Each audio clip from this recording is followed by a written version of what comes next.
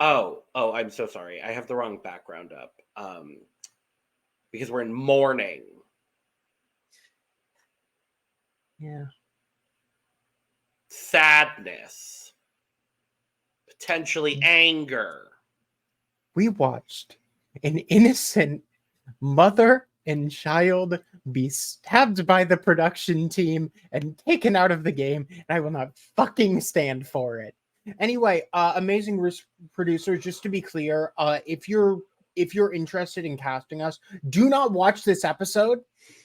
Don't watch it. You can stop here. Well, We love you so much. You do not need to hear anything else in this episode. Are they gone?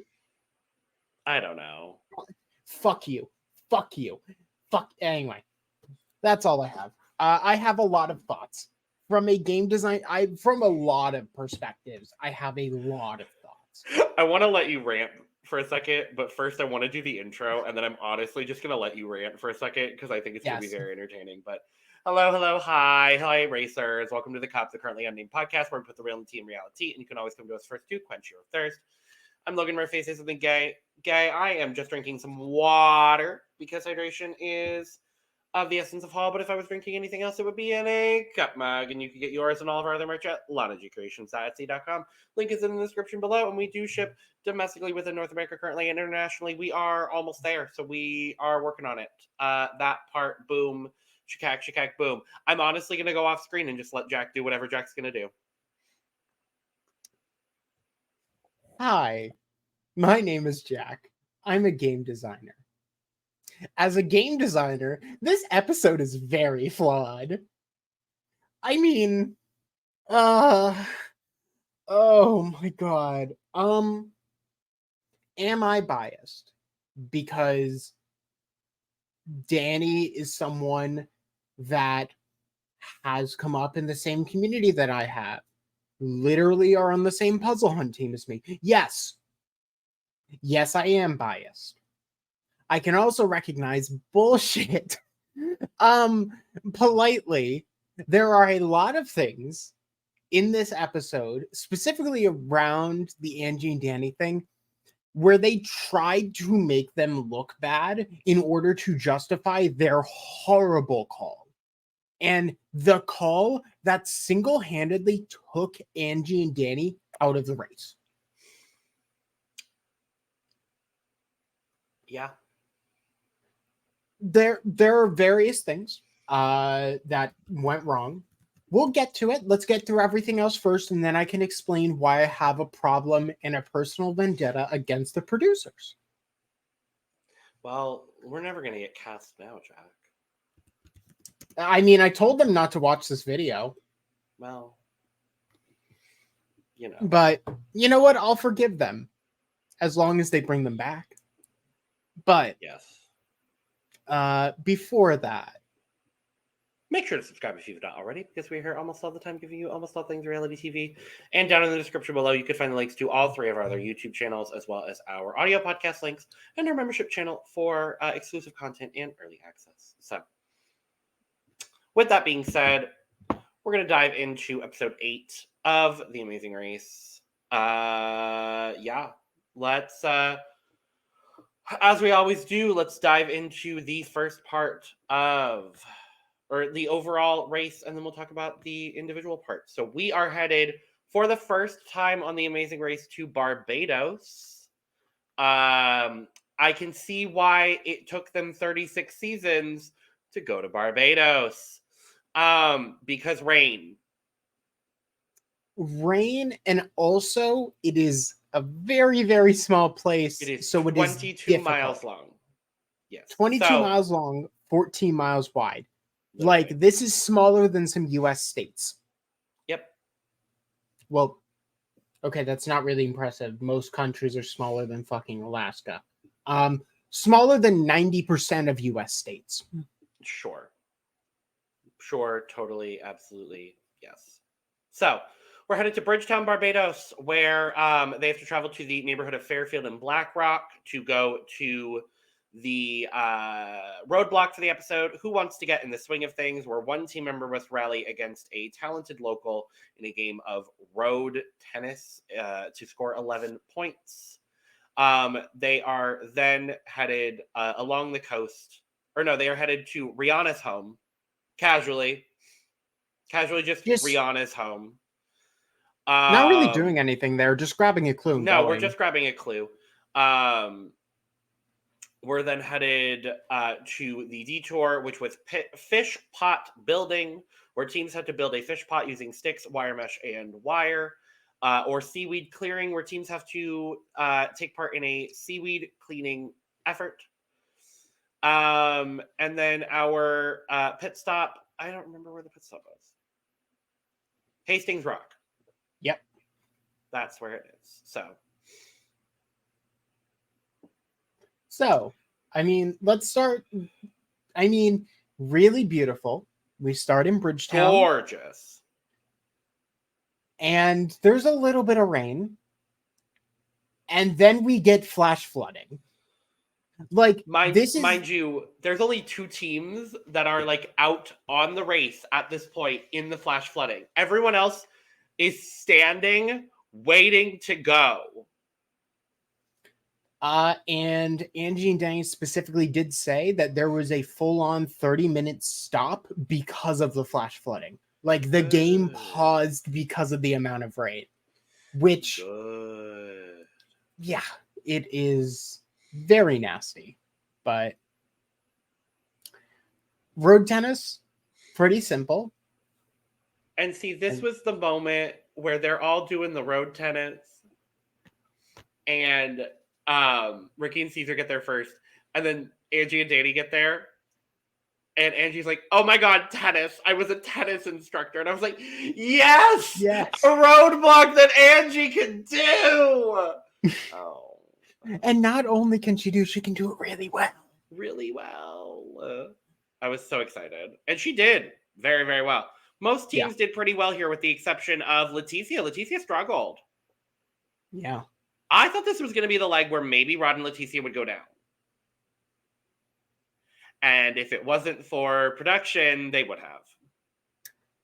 I would also say that if it wasn't for production, I actually wouldn't think it. No, it probably would be them because Juan and Shane are also not in a good spot. They slipped during the last leg, and during this leg, they also kind of struggle. It seems like surprising. At every single moment in this leg, everyone struggled except, well, and even Ricky and Caesar did, because their big struggle was the fact that all of the maps really got destroyed. And so they didn't really have any sort of semblance as to where they were. Every single team dealt with navigational issues in this leg, which is ironic on a 22-mile long island. And this is the part where I'm just going to start ranting. So between going from Rihanna's house, which fun, literally all they do is open a mailbox and grab a clue in front of Rihanna's childhood home. Unless they're Rod and Leticia, then they can't find it. Yeah. You know, they just have to navigate over to the beach. And unfortunately, Angie and Danny get a little bit turned around, and they're on a roundabout for a bit. And their crew gets separated from them. This is probably one of the times that we've had the most production forward edit in terms of The Amazing Race in a good while, where it's like, you cannot lose the producers, you cannot lose the crew, which, fine. My issue, and Logan, go ahead first before I start really delving into it. Well, so they lose their crew. More specifically, their crew loses them, which is not the way really that it was presented in the episode. The way that it was presented in the episode was that they lost the crew. When in And they reality, yeah. the crew made a wrong turn and lost them. Yeah, and I mean, they tried to put it in the episode as like multiple honks of like, what are you doing? Mm-hmm. But it was obvious ADR. Yeah. Like, it's weird to try and justify it, especially because, I mean, Angie and Danny, because surprise, he runs these races. Mm-hmm. Like, he's ran his own race, so he's used to the production side of it. And I think this is why we get this kind of response. Danny's like, hey, we saw you guys make a wrong turn. Can you guys hear us? Yep. And they don't get anything. Which, and we've since found out as well from them and from other people on the show that they were told in the event that they lose their crew or their crew loses them to keep going to the next part of the race. So despite Angie being like, well, we need to turn around and go find them, ultimately, and I do agree, it kind of brings into play like Danny's production experience when it comes to things like this on a smaller scale, obviously, but it's still relevant experience.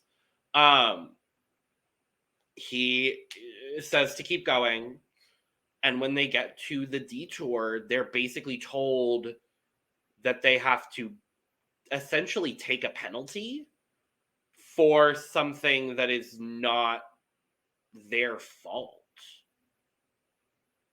and this drops them from second and with a good chance to win the leg to, in their own words, they got onto that beach about 7 minutes before Juan and Shane, who were well in the back. So Juan and they Shane at this point were completely. last. Juan and Shane at this point were last. Yeah. And do you know the fun part? Their crew never showed up. No. So why did they release them? Like, genuinely, why did they release them? And why did it take so long? What happened? And why were they given this kind of penalty? Like, it really doesn't make sense. Danny has even said on social media that this is an incredibly unprecedented elimination, and that no other team on The Amazing Race has ever been eliminated in this way. And I mean, so a lot of this is watching and hearing from the pit stop that was produced by James and Kaylin a little earlier today. So a lot of this is basically coming out as we're hearing about it. But in my mind, the Amazing Race production cost Angie and Danny the race. And that's the part that annoys me the most, is that they didn't do anything wrong. In fact, they probably did more to try and help the situation and were punished for it. Yep. And that's the part that hurts, because I know that Danny wanted to do this for so long, and to have his experience cut short via production error. Not even their own error. Like, if it was a mistake, if it was written into the rules of the race, and this was the assumption that I was operating with up until earlier today. Because up until earlier today, I was like, okay, cool. Like, they made an error. It was on Angie and Danny. It makes sense why they got the penalty and why they were eliminated. Once I found out more information that it was a complete production error, like, it's just bullshit, honestly. I'll just be 100% honest in saying that. I think it's bullshit. And they got lucky it was Angie and Danny. I'll straight up say that. I mean, I want to say that Cesar said, like, you would have had to have strapped Ricky to the car. Juan and Shane said that they wouldn't have stopped, and they would have been like, what's wrong? The only reason that they got this lucky is because Angie and Danny are Angie and Danny. Yeah. And I mean, congrats. They have an instant spot to any returnee season, because if they don't, the fans will fucking riot. Mm-hmm. But also, it's kind of infuriating. Especially because they were probably some of the fan favorites. And I mean, they proved that they have a good shot to win the race. So to see that happen on a national level and then have it framed like Angie and Danny did something wrong, that's the part that messes with me the most, because you are suddenly throwing the blame onto them, and we are finding out all of these things that it isn't that. Yep. I think, I mean, beyond my bias, one of the reasons that I'm the most annoyed with it is that I make these kind of games. Yeah. And I know that if I did that, I wouldn't be able to live with it. I'd be like, I directly fucked someone over. They didn't do anything wrong. That is my fault as a game designer. And to just see that happen, I mean, I've already said it enough, but you know what? I'm going to let it slide. I'd like to be cast on the race. So we're going to stop there. Yeah, it's a frustrating situation of circumstance that I'm surprised hasn't happened in 36 seasons, honestly. I think this is going to make production a little bit more cognizant about the way that they are handling the relationship actively in the race between crew and teams. Because at the end of the day, if the crew made a mistake, the team should not be at fault for that mistake. Point blank and the period. Like, the team should not be at fault. That's where I'm going to leave it to, because I'm going to get ghost. But we do end up, even with them taking this penalty and then going, it comes down to a very tight race, because 5 of the teams are there at any given time.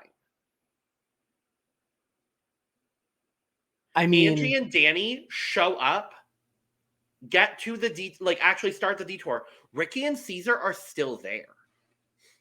And it's so refreshing for a season like this to finally see almost everyone caught up at the same time. Yeah. Ricky and Caesar obviously got there first, and they're going to leave first because they had a very, very close attention to detail.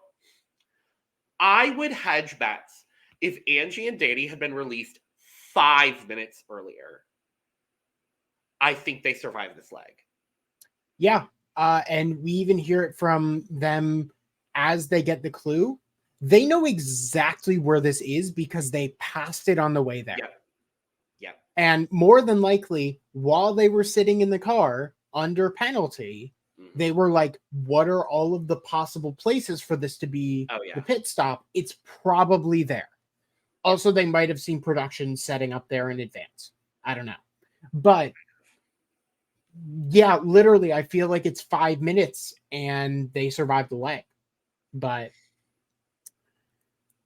we get to... I mean, at this point, we kind of just... The only really big thing of note is every single person at least consider... Like, most people consider the seaweed for a moment. And then they look at it and go... Most teams pick the seaweed and then realize exactly what it is, because more so than collecting it, it's you have to wheelbarrow it down the beach. That's the big problem with this, is that they wheelbarrow it down the beach. So most teams pick it initially and then decide to switch. Because they're in the same spot. Because they're in the same spot. Ricky and Caesar leave. They finish it first. Juan and Shane get there, decide they're going to go for seaweed, and absolutely demolish this roadblock. I was thoroughly impressed. I turned to my roommate and I said, I think this is the only team that stands a shot right now at beating Ricky and Caesar. Yeah. There is one other team, and it is a bit of a long shot. And I think they actually stand a shot of making it to the final, even though they have not been the most successful team on this race. And I think that's Yvonne and Melissa. Yeah.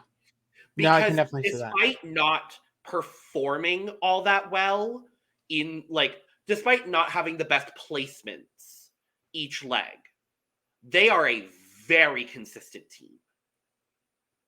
And I think if things had gone differently, and had they been in that, like, front pack group from the start of the race, I think we see them stay there for the bulk of the race.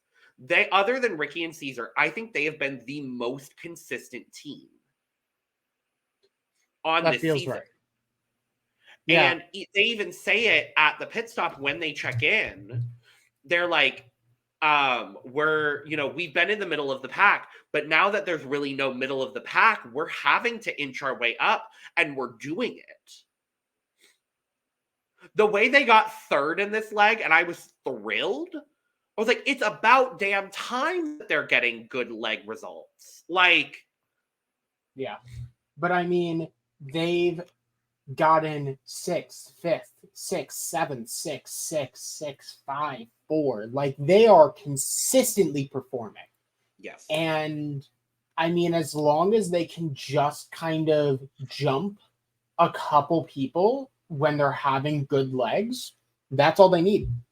And that's kind of what they've been doing. Yeah. So I think they stand a shot. I really do.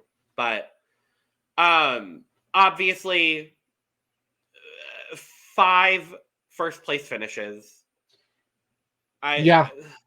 Still haven't placed before top 2. Just throughout the entire race. If this was a season with a U-turn, they would have been eliminated. No, they would have gotten to the U-turn first and avoided everything else. Oh, you're right. Yeah. I'm thrilled for them. I really do enjoy them, and I would love to see another gay couple win the show. It's just kind of baffling to me because it has been a long time since we've seen a team be this dominant on Amazing Race. Oh yeah. No, they're killing it. This is their race. Yeah. It is their $1 million to lose at this point. Like, that's really what it is. But yeah, I honestly want to say they've already made like $20,000. I think so. Like, at least like each. Yeah. Which is wild. I think they've made 30, like 35, I think. I don't remember offhand, but in a leg of parallels, Juan and Shane started the leg last, arrived second. We'll talk about the other parallel to that here in a second, but I misspoke earlier. Amber and Vinny came in third, and then Yvonne and Melissa came in fourth, which I was thrilled about. Yeah. It comes down to Rod and Chi-Chi and Angie and Danny, and I had a glimmer of hope, Jack. Yep. I was like, they're going to do it. They're going to do it. Well, especially because then Rod and Chi-Chi get caught in a ditch. Literally. And if it was any other team, I think they get eliminated for this one mistake. Yeah. But because it's Rod and Chi-Chi, he just pushes the car out of the ditch. Yeah. Sure. Yeah, no, I mean, he's that built. Yeah. Like,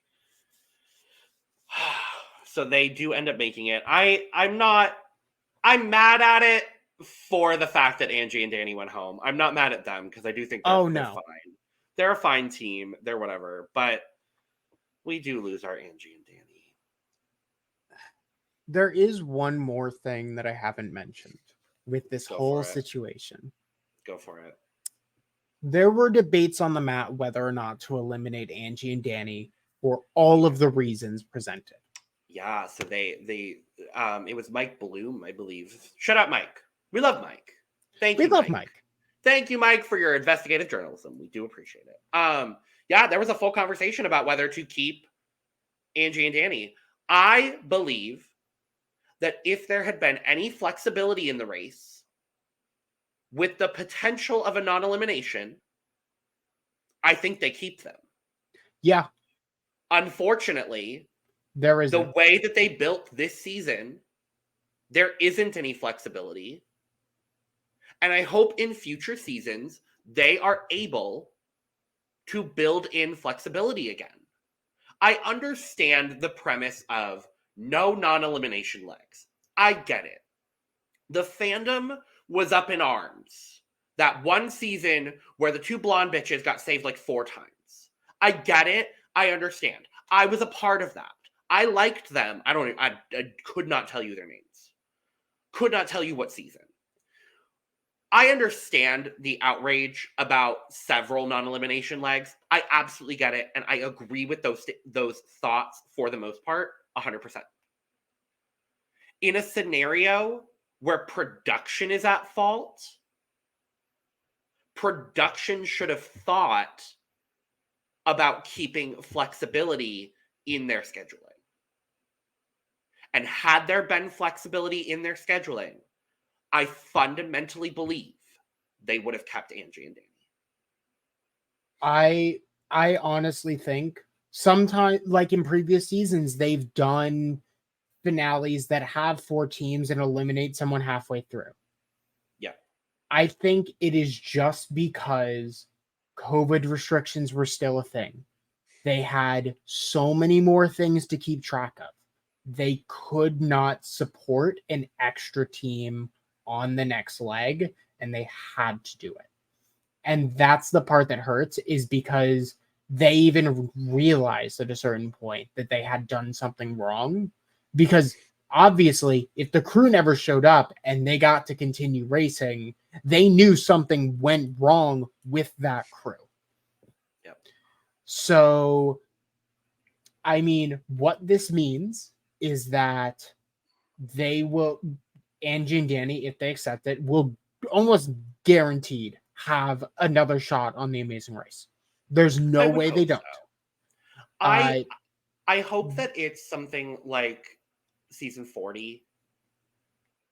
If it's like a returning season, I think production recognizes A, that they messed up, and B, that Angie and Danny are probably, like, if there was a miscongeniality team of this season of Amazing Race, I've seen almost every team from this season be like, no, Angie and Danny are like the best.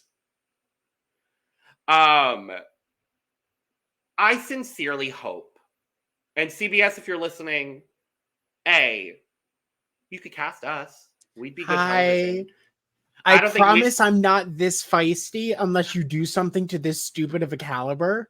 I don't think we would be miscongenialities. Let me make that very clear. But I would drag a bitch. Oh, I absolutely would too. You've seen this whole episode. I will drag a bitch.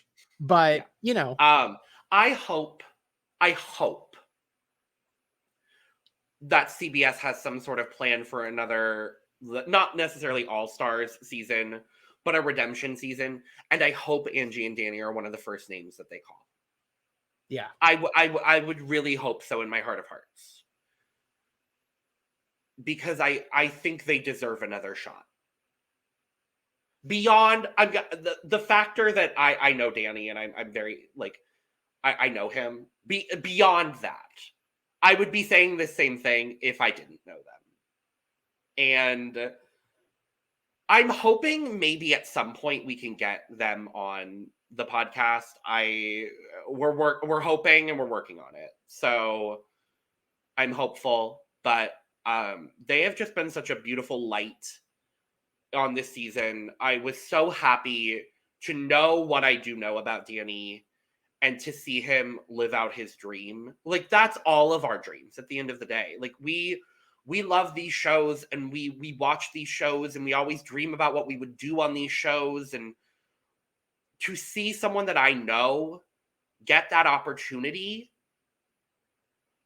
is incredible. And to all of the people I know that have gotten on these shows and gotten to live their dream, like, it's so cool. It could not have happened to a better person. Truly, it could not have happened to a better person. And I'm so happy for both of them.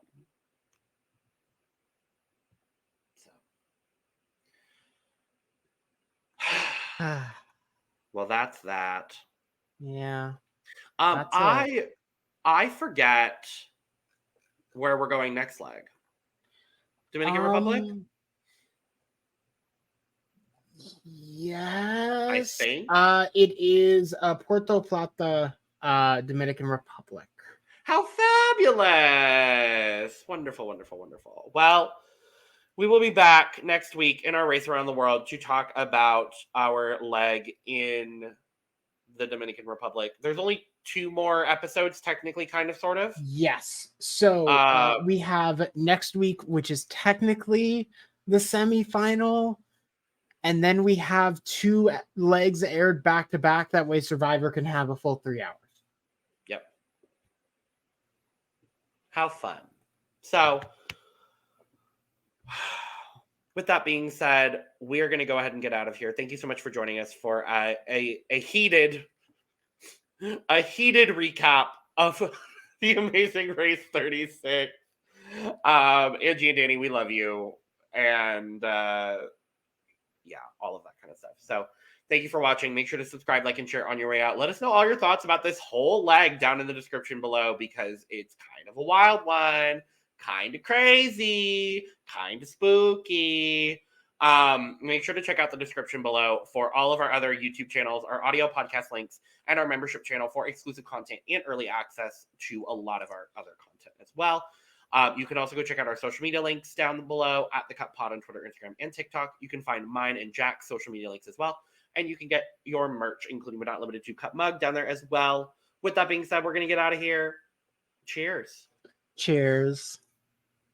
I have to say, Jack, the one thing that we didn't talk about in this episode is the fact that Angie had absolutely no clue who Rihanna was. And then on top of that, Danny couldn't name a single Rihanna song.